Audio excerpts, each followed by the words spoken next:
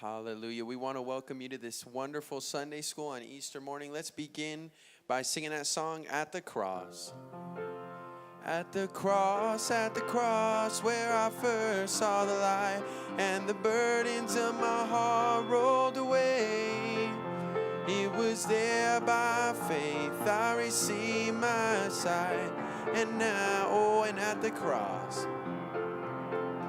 At the cross, where I first saw the light, and the burdens of my heart rolled away.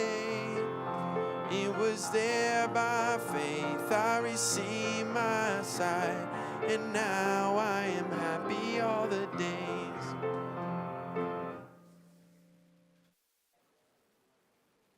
Who's praying? Mr. Menno, if you could open up in prayer. All right. Amen. Good morning, everyone. Jesus Christ has risen from the dead, and that's why we are all here today, saved and in our right minds. I'm going to share some things about that in our sermon this morning, but I read yesterday a survey that 23% of Christians have doubts about the bodily resurrection of Jesus. Well, you're not a Christian. Just because you say, I'm a Christian, I go to church. So there's a lot of controversy about something that is non-debatable and non-controversial, but we're all very happy for that. So I want to continue with my story, and I'm actually going to do it again not next Sunday. Next Sunday I've asked Pastor Jerry Sarabia to share their testimony about their experience going to Ghana, Africa. They spent, I think, 4.5 years there. So I wanted him to get that in before he goes back after my granddaughter's wedding. I guess it's his daughter, but my granddaughter's wedding next Sunday night. He'll be going back on that Tuesday back to Albania. So I've asked him to share that story, and then I'll be finishing up England the following week. Renee and I had a very spectacular trip this past week. We went to the conference in South London, which is the church that we pioneered that I'm going to be talking to you about this week and the following week.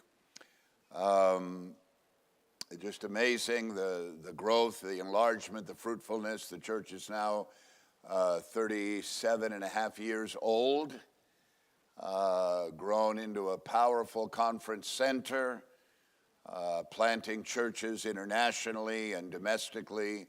Fred and Norma Ruby pastor the church today.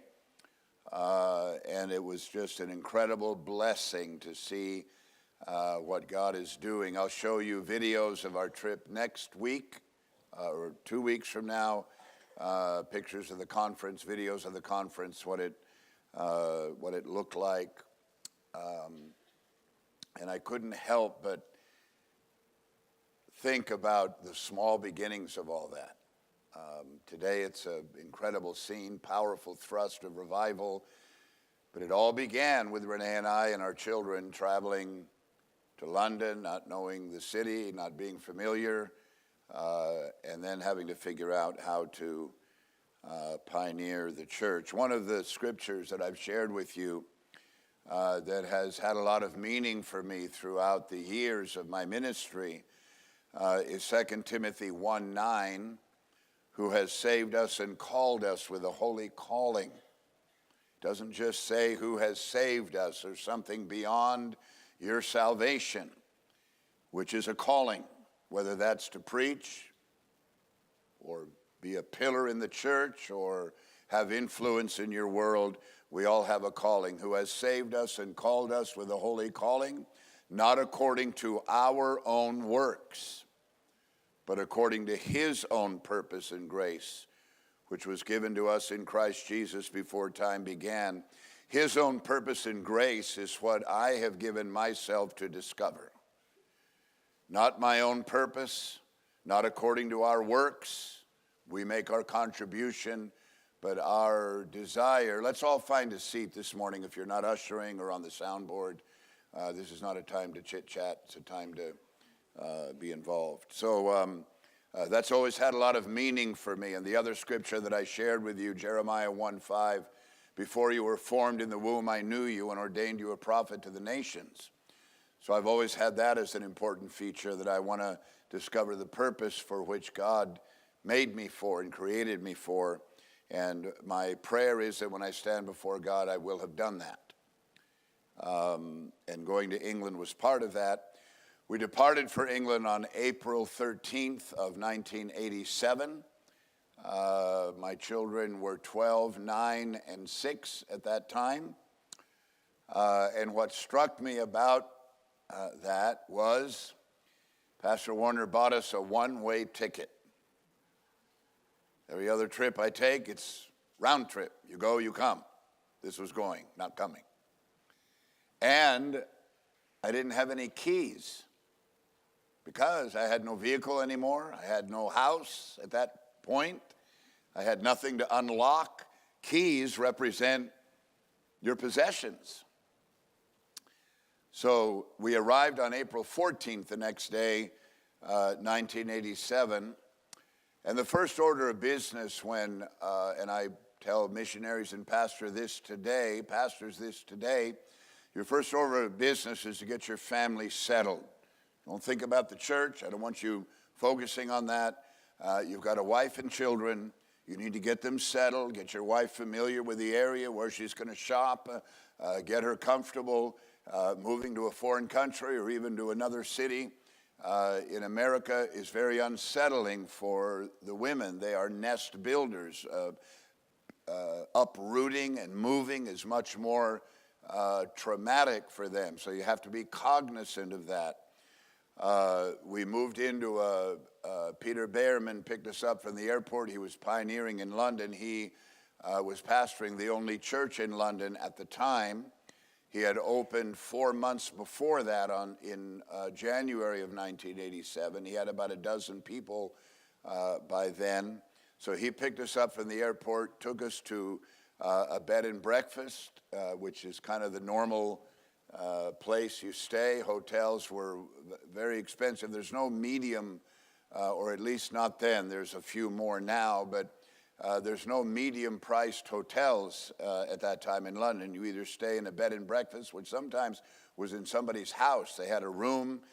They would serve you breakfast in their kitchen, bed and breakfast, and charge you for that. And that's where we stayed. We stayed in a couple's home. I couldn't remember the name. My wife remembered the name of the couple. We spent some time with them, witnessed to them, and so forth. And then it was a little easier for us because Pastor Mitchell had given me that word that I told you about last week. He told me to tell Peter Behrman to take me through the tunnel that he had been through, which was the Blackwell Tunnel under the Thames River, into the area that Peter had shown Pastor Mitchell, which was Lewisham, in the southeast part of London. So I just told Peter, take me there. And so Peter said, you know, it's a great spot, Paul. And lots of activity and shopping and people and colleges and youth and so forth. So to make a longer story short, that's where we ended up settling. And they have kind of a weird system of renting a house there, or at least they did then. You didn't just look in the paper or see a for rent sign. You had to go to what's called an estate agent. And you had to go in. They would assign you an agent, and it would be her or his responsibility to find you a house. You had to pay first a deposit, and then they would open their books and show you. You would tell them what you were looking for, and they would show you the various options. So we ended up renting a house. This is what it looked like. This was on Recreation Road.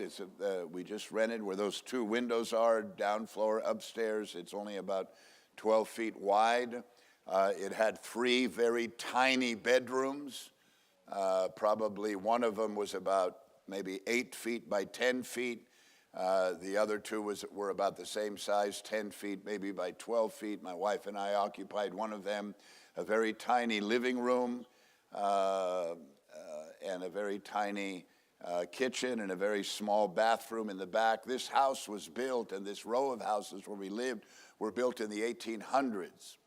And so all the electricity was in conduit on the outside of the walls, inside the house, but outside the walls, switches and so forth, fairly primitive. And it wasn't the case in our backyard, but during World War II, a lot of people built bomb shelters in their backyards, and they consisted of a metal building with a round roof that you buried 4 feet in the ground. The round roof rose above the ground, and then there were steps down into it. Now, these were garden sheds and storage for tools, and the little apartment duplex part of the little building there was right next door to us. He had one of those in his backyard, and I was quite fascinated with that. And he had told me he was living there during World War II. He was an elderly man. He lived there during World War II. And there were occasions where bombs fell in the neighborhood. And if it was too risky, they would all run to the tube station, the underground station that was nearby there. About maybe the tube station was maybe a couple hundred yards from the house, and they would all run there and get underground and be safe. And remember when I told you I lived there in London in 1959, 60, and 61, the war had only ended 15 years before that, and London had been decimated with bombing. 30,000 civilians in London alone were killed with the bombs. And at that time, 15 years after the war, there was still a lot of damage. And my father would always point it out: bullet holes in buildings, still rubble from some of the buildings piled up. They hadn't cleaned it all out. So that was kind of the atmosphere when we moved. And the other thing about housing in London is everything comes furnished. And the reason for that is that if you move into an unfurnished house and you fill it with your furniture, they can't get you out. It takes a year. If you stop paying rent, it takes 1 year for them legally to get you out. But if the furniture belongs to the owner, there's different legal things that take place. So you have to settle for their funky, furniture. So we did that. We did buy some of our own, and I bought a shed that we put in the back that we put some of the landlady's furniture in. And so that was our housing to begin with. We had a little shopping area nearby. The girls went to a school. They were 6 and 9. They would get up early, get ready, walk to the school down the block. My son Joe went to a British boys' school. He had to wear a blazer every day going to school. He was bullied quite a bit until he beat up a couple of the boys that were hassling him, and then after that they left him alone. So we got the family settled. That was towards the end of April is when we moved, got settled, started getting familiar with the area. So then May and June I started looking around the area. I had to find a place to open. Renting a building was prohibitive. It was just not an option. So what a lot of churches did, not in our fellowship, but they would rent halls. They were called halls. These were in estates. An estate was a large area of government housing. They would build the government housing, apartments, and then build a hall there for people that lived there to utilize, and then you could pay to rent it on occasion. So we found a hall. I don't have a picture of it. If I knew I was going to be presenting this today, I would have taken a lot more pictures back then. But we rented a hall just up against Lewisham, right off the main street in Lewisham. We lived, the house we got was in Shortlands, a little neighborhood called Shortlands in Bromley, which was about maybe 3 or 4 miles from Lewisham. But we wanted to open in the Lewisham area, and we found a hall in an area called Lee, right up against Lewisham, and we opened the church on the weekend of July 2nd, 1987. At that time in Manchester, there was a group of churches that had aligned with Pastor Mitchell under the oversight of a brother called Reuben Reyna. He was based in Los Angeles, and he had sent a church into Manchester. That was a few hundred, maybe 300 kilometers from London, and I became friends with him. His name was Richard. I don't remember his last name, maybe Hernandez or Gonzalez. But we became friends, became connected just by phone, and then he brought a team down on that weekend, and we were able to generate a small crowd of visitors. The first outreaches that Renee and I did, we just did it by ourselves with our children in tow. We got a bunch of flyers printed. We put those little pouches around our waist, put the flyers in them, and Renee and I started going door to door in Lewisham and another little area called Catford right next door. That was our first outreach. And we actually got visitors. We got 2 families that came to the first services from those outreaches that Renee and I did on our own. And then on Saturday, we had this impact team. I think maybe about 15 or 20 people came. We had an event that night. We had services the next day.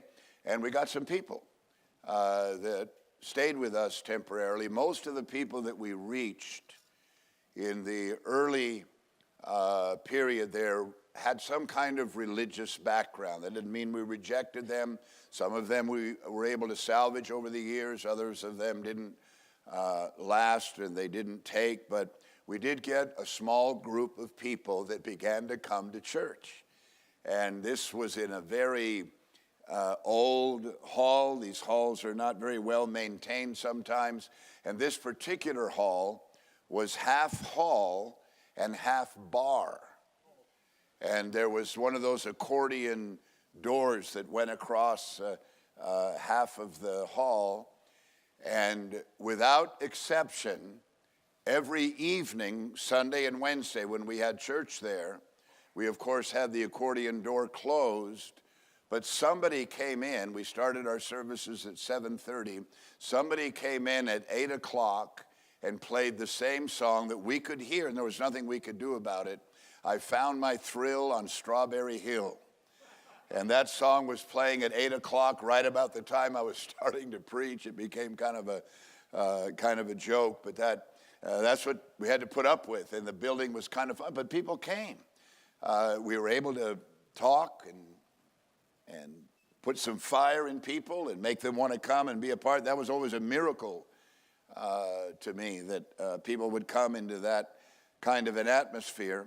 So we stayed there for a period of time, and then we kind of hit a brick wall. And I felt, so that was in July. So July, August, September, no more visitors were coming. We still had this small group of people, so I decided to move. And we were able to rent a classroom in a college. And I wasn't sure how this was going to work, but they made their classrooms available for rent for various activities.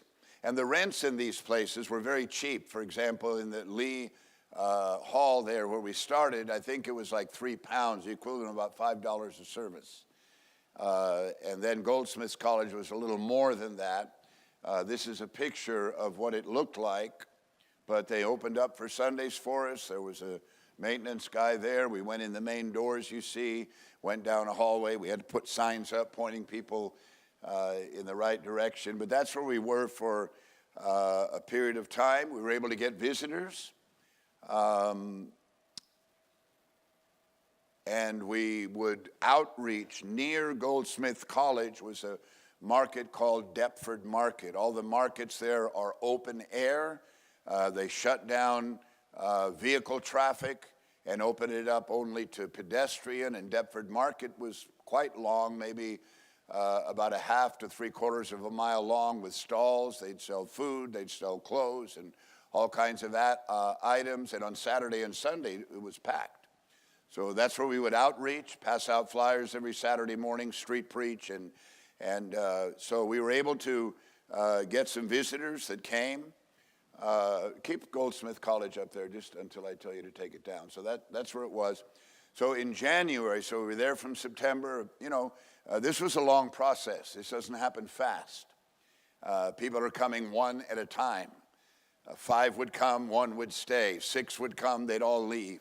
A family would come, they'd stay a week or 2, then leave. But we were able to hold on to a small handful of less than 10 people. And then in January, Edward and Rebecca Antwi came, a family.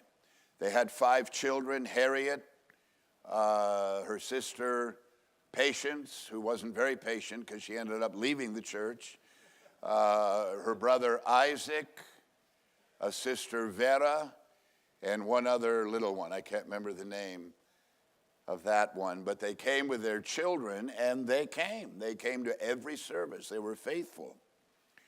Harriet got radically converted. They were religious. They had previously been attending a Church of England.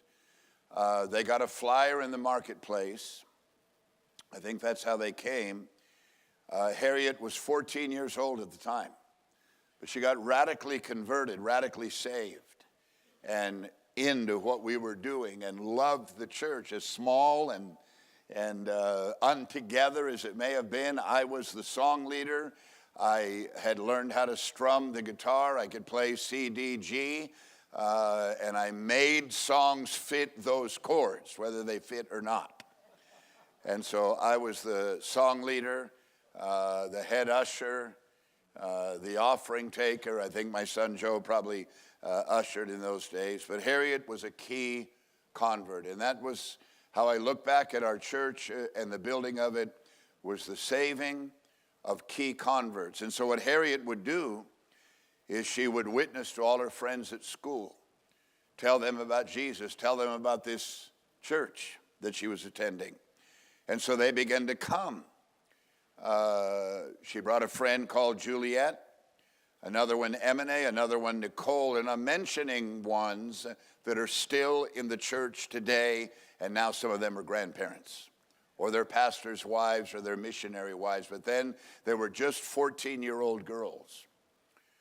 And then I have this picture I want to show you. Like I said, I was at the London conference, and many of these people that got saved in these early days in very small beginnings, they got saved then. This is, no, not that one. The one of, no, this isn't the right one, that one. That's Dimitri. Dimitri got saved when he was 16. That's his wife, Juliet, to his left. She was one of the girls that Harriet reached back when they were 14-year-old freshmen in school. And then that's her daughter. Juliet named her after my wife, Renee. Her daughter is married now, and they got announced to be sent out to Pioneer Church in an area of London called Peckham. So that was quite a milestone. You can go back to the other picture. This is Harriet. She's a little older, probably 19 or 20 at this time. By this time, her father and mother and the rest of her siblings had left the church. And this created a huge problem for Harriet, because in African culture, Ghanaian culture, you do not defy your father, but she defied him. She said, I'm not leaving the church. And so that began a years-long estrangement between her and her family. And then Simeon, I'll explain his conversion in a little bit. Go back, stay with that other picture. Leave when I tell you to. Simeon got saved. He is Peter Ajala's cousin. He got saved. He's Nigerian. Ghanaians and Nigerians traditionally, historically, hate each other, and you certainly don't marry someone who's Nigerian, or if you're Nigerian, you don't marry someone who is Ghanaian. But when Simeon got saved, sometime after that, they fell for each other, started dating. They got married. They spent 14 years as missionaries in Ghana, West Africa. Jerry and Jenny, when they were there, at the same time that Simeon and Harriet were there. Currently, they pastor a church in Brixton, England.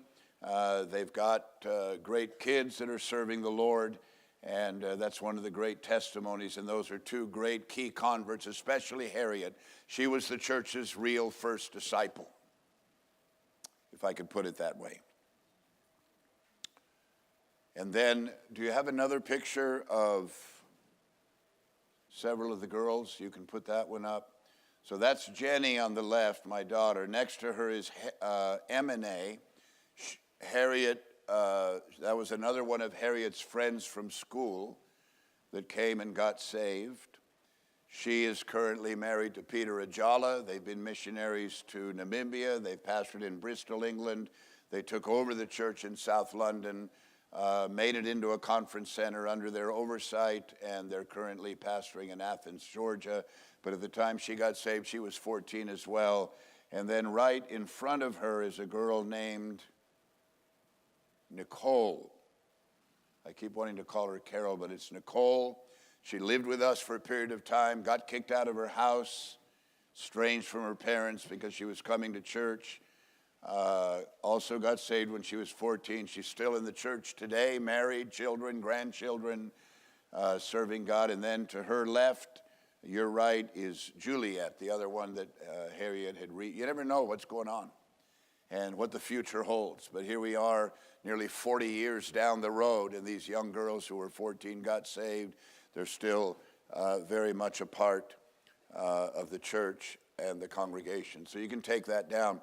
So the point that I want to make here also is that pioneering this church was a long, slow process.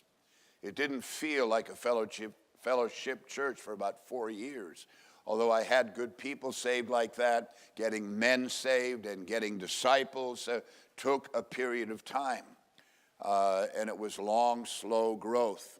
When we were meeting in Goldsmiths College, we couldn't meet there on Wednesday, and so we met in a hall just about a block away called Deptford Town Hall, and this is what Deptford Town Hall looked like. These buildings were all built in the 1800s, very old buildings. We met upstairs. And I remember one significant service there when I was very discouraged over what was happening and not enough growth, not enough fruitfulness, although I had some good people.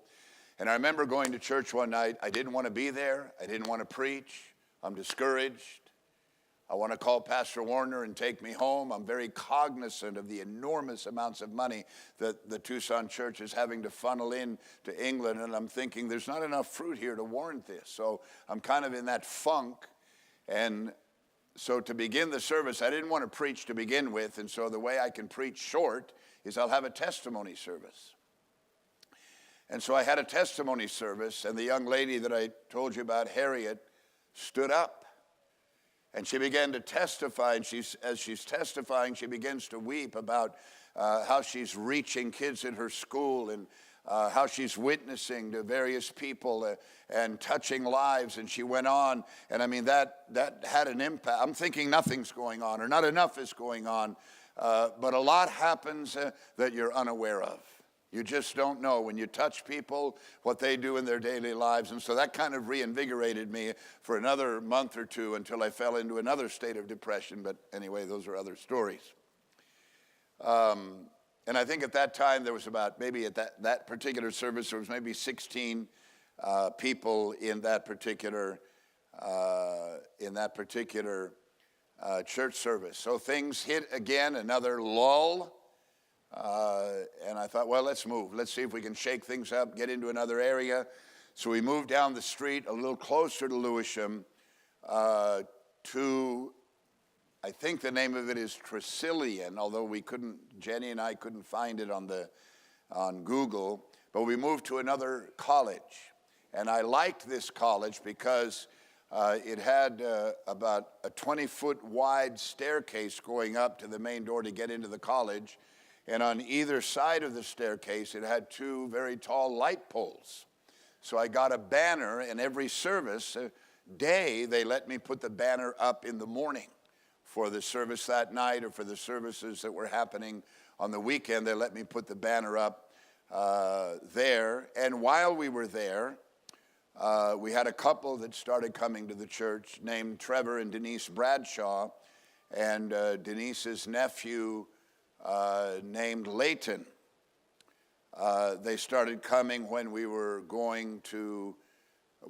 having services at Tresillian College. I'm going to call it that, although it may not be that. And also, that is when Peter, Ajala, and Joe Agunya started coming. This was about 1990. We were in London about 3.5 years at that time. Peter and Denise got saved at one of our fellowship churches in Australia. What people do in Australia, it's a large country like America, about the same size as America. And as a rite of passage, what a lot of young people do is they get in a van or a vehicle, or they even hitchhike. Back then they did, and they drive around the entire perimeter of the country. So as Trevor and Denise were driving around the country, they were in a very isolated part of the country with a city called Darwin, where they had stopped, and they got witness to, and they got saved there in that church, in that congregation. And they stayed there, not a long time, a few weeks, but they made a determination that when they got back to London, they would go to a fellowship church. They were told there that there were 2 churches in London, Peter Behrman's and mine, and they could attend one of those. So they ended up coming to my church, and they became very solid disciples. That they became the first couple that we planted out. They ended up backsliding. It's a longer story. But they were there, and they helped us a lot. He became a leader of outreach in the church and was a great blessing and a great help. And that's also when Peter Ajala and Joe Agunya started coming. Peter was already saved when he came. He got saved in Dallas, Texas, when his family was living there. He moved to London with his mom, and his friend Joe Agunya from Nigeria was also there, so they were in London together. And Peter started attending this church that he now refers to as kind of a funky church, but he went there. There was about a dozen people, and he says today that it was a very weird kind of atmosphere, but he didn't know where else to go. And so that pastor, I didn't know this before, that pastor got a flyer to a miracle crusade that we had with Pastor Mitchell. I thought the miracle crusade was a complete flop. The only building that I could find was at a school, and it was about a quarter of a mile from the street back through alleyways and a very complicated way to get to where the hall was. And when Pastor Mitchell saw it, he was not happy, and he told me so. And this isn't going to work. What are you doing? What do you think you're doing? I'm spending all this money to come and help you, and this is going on. But anyway, meanwhile, this pastor got a flyer for the crusade and took Peter to it. And when Peter came, heard Pastor Mitchell preach, he said, "This is it. This is what I've been looking for." He came the next Sunday morning, heard me preach. We only had a small crowd, maybe by then 20 people or so were coming, 22 maybe, on a good day, 28. A lot of them never stuck, but we had this group of about a dozen good, strong, solid people. So Peter came, heard, and then he called his friend Joe Agunya, and they became very solid members of the church. And they were a great help and a great blessing to us. So it's right around this time, prayer meeting is an issue when you're pioneering and you don't have a building. So prayer meeting for me was in my living room every morning, and the girls still remember when we moved into that first house that I showed you. I'm going downstairs when it's time for prayer. I begin to lift up my voice. That's when they start waking up to get ready for school. But I was faithful, and I prayed, and we did this for years before we ever had a building. And then when Peter and Joe got saved, they were living in a flat. So I said, "We're having prayer meeting at your house." And so I would go to their house, prayer meeting every morning, and then I find out that they were squatting in this house. There are thousands upon thousands of government housing units throughout all of London, and in Southwark area of London, which is where they lived, there were 22,000 empty flats. It's such a huge bureaucracy to manage, oversee, these, that people they call it squatting. They move into an apartment, break the lock, put their lock, wire it up, get the gas, get the electricity, get the water, and they live there. And then if they get caught, it takes the council a year to get them out, going through all the legal hoops. So they're in there squatting, Peter and Joe. Neither one of them have jobs. They're living for free. They're surviving on baked beans, eggs, and bread. The two of them every morning ate 1 can of baked beans each, a dozen eggs, and a loaf of bread. That was their breakfast every morning. So when they told me, they were quite proud of the fact they were squatting and living for free. I said, you can't do this. It's not right. So at that time, we had another guy coming to the church named Nigel Lloyd. He lived in the general area there, and he invited them to move in with him, and they did. And so we started having prayer meeting there. Right around that time, my car broke down, and the mother church didn't have the resources to get me another car. But we didn't really mind because buses, trains, underground, you can get around London. London has an incredibly efficient transportation system. But getting to prayer was an issue. It took me about an hour and 15 minutes. I'd have to get up at 5:30. And I remember cold, freezing, wet, rainy February days. Getting up, walking about 5 or 10 minutes to where the bus number 53 picked me up, took me in proximity to the estate where the brothers lived, where the prayer meeting was, and then I had to walk about 15 minutes into the estate and be there by 7 o'clock for prayer. We'd have prayer meeting, stick around for about an hour, had some coffee, and then I would get back and make the return journey home.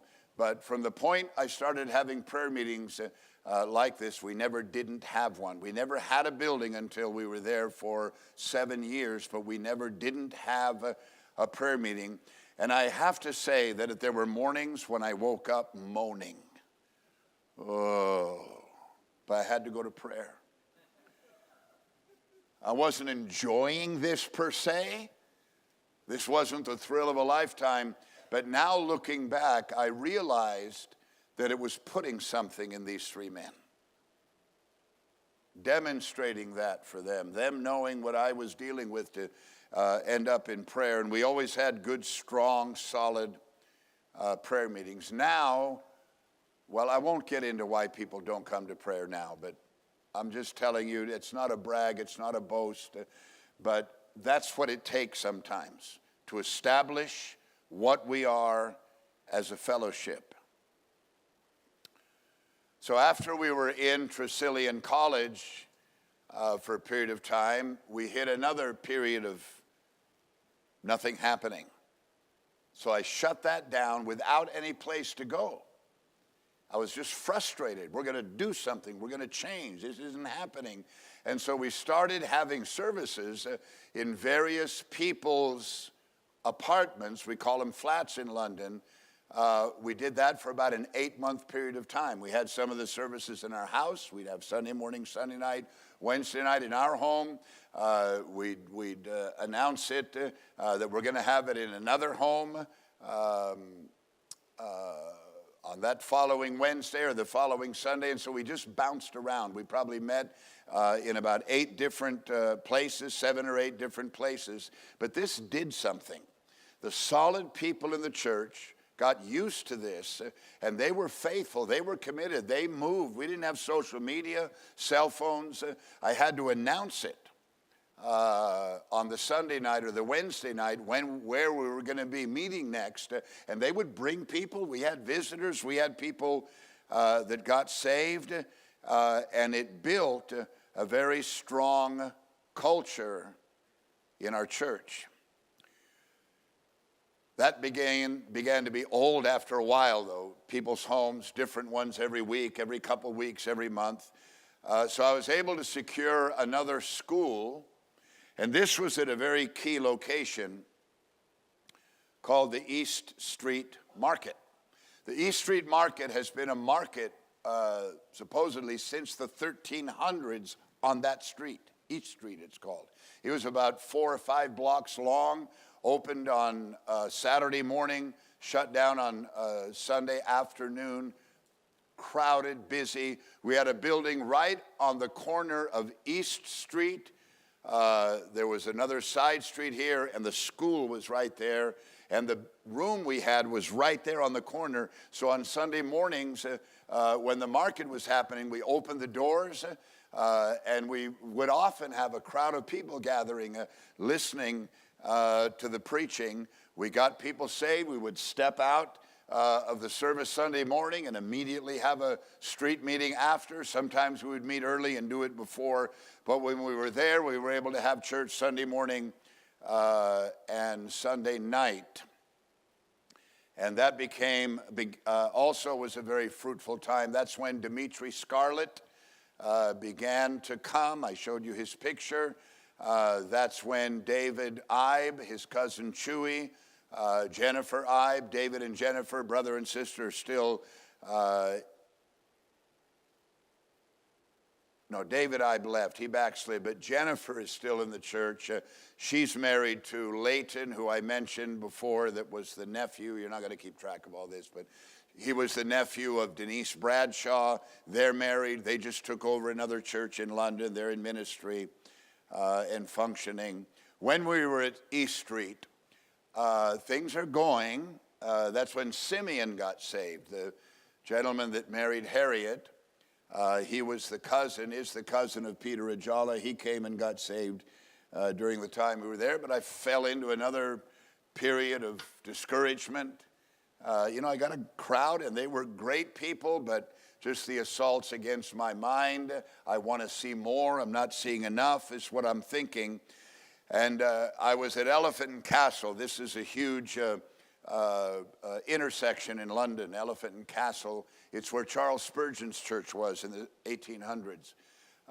But it has a huge tube station that has 6 different levels of underground trains. They function all underground at 6 different levels.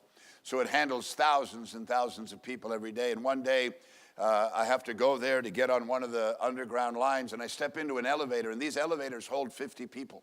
They're huge. And I'm standing in the elevator with a couple of people, and I thought to myself, I've been here for 6 years, and I could fit my whole church in an elevator. And that just added to my depression and my discouragement. On another occasion, while we were at the East Street Market, the caretaker didn't show up on a Wednesday night. Freezing cold, bitter cold, rain, drizzly rain, wet. I'm getting there. There's these big chains around the door. There's no one to call, no cell phones. Half the phone boxes, phone booths, phone boxes, we called them then in London, didn't work. So there's nobody I could call. So I got my son, Joe. I told him, go down. I could see the McDonald's about 3 blocks away. Go to the McDonald's, try to commandeer an area of the McDonald's. And as people showed up, I sent them to the McDonald's. I'm vexed. This is a failure. How much longer am I going to have to put up with this? But I sent people, and they kept coming, and I kept sending them. They kept coming, and I kept sending them. And there was something in me. We're going to have a church service tonight. So I got everybody together. There may have been maybe 25 to 30 people that night. Got them all together in a corner. And I said, look, let's keep it down a little bit. We don't want to cause a disturbance, but let's open up and worship the Lord. I don't remember if we had a song service or not, but we had an offering. Renee, my wife, grabbed Dimitri's baseball cap. We used that for the offering basket. We took an offering, and I preached. I had my notes. I'm going to preach. I preached. And I went home. This is a failure. This isn't working. But everyone in the church was lit up. They thought this was a great, and people in the fellowship, when they hear the story, Pastor Greg and other of my colleagues and friends still talk about that event.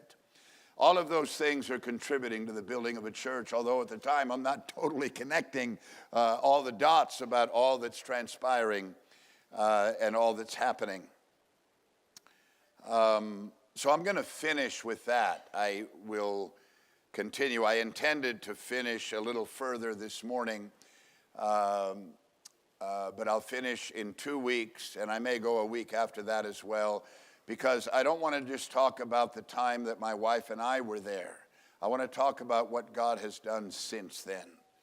When we left the church, it was running about 50, 55. We'd been there 7.5 years. The strength of the church at that time was the fact that we had about 15 strong disciples. Probably 10 or 12 of them became pastors or missionaries. And so God's done so much since we've been gone. And I want to share that story with you as well. So I can open it up if you have any questions that you want to ask, or my wife is over there fact-checking me. I don't know if I got everything straight about our story, but I wanted to open it up if you have any questions for me. Alexis.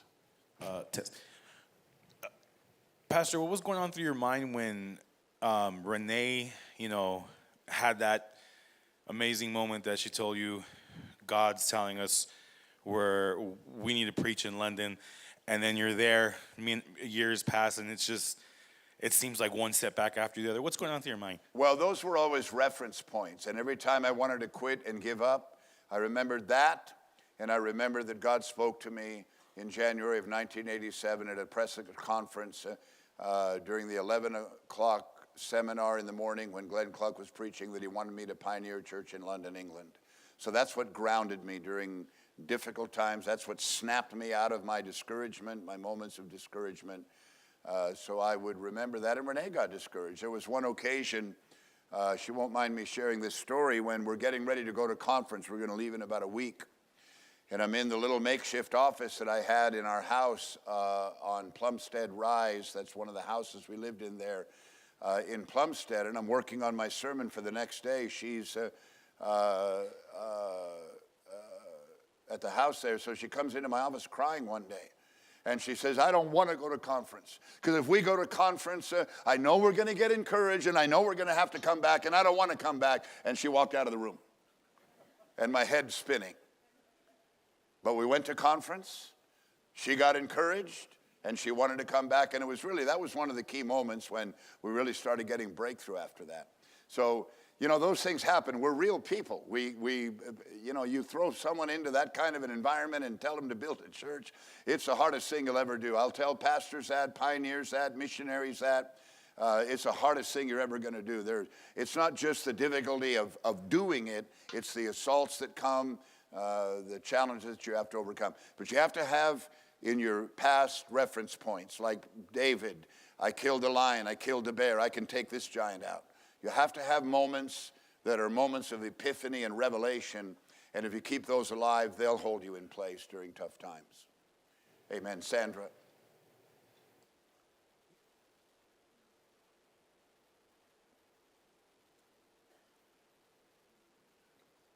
It seems like God used those times to prepare you, the tough times like meeting at McDonald's and all the years of not suffering, but just breaking, keep on enduring the difficulties. Because I remember during COVID, you were the first one in the fellowship that decided we're going to have conference after, and those kind of things don't stop you. And it seems like that's what God was putting in you, preparing you for those difficult times. I think my worst times in London were the best times for the church and for what God was building in my life, I think. So I think that's very true. Max. Yes. I know you guys were just at the conference of that same church, and I wonder if you can just speak on the dynamic, thinking back.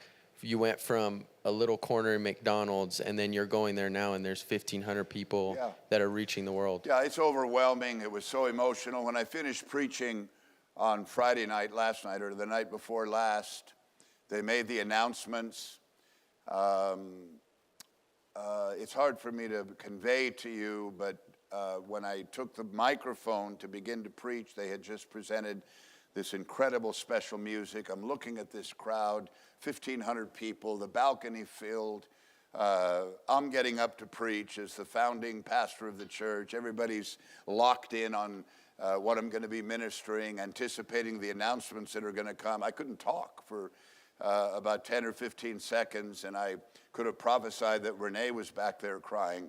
And then when the service was over and I went back to Renee, we both started crying again. Look what God did, Renee. So very emotional. I'm grateful. That's why I tell pastors, hang in there, stick it out. You never know what God's going to do. Amen. We're going to finish with that. Amen. Thank you. We're going to finish with that. Resurrection Sunday service is going to start in a few minutes. And remember, next Sunday, Pastor Jerry will be sharing about Africa. He's going to have to squeeze it in one session because they're leaving back for Albania on Tuesday of that week after the wedding next Sunday. And then I'll finish this up over the next couple weeks after that. Thank you very much. The Lord bless you. We'll begin service in a few minutes.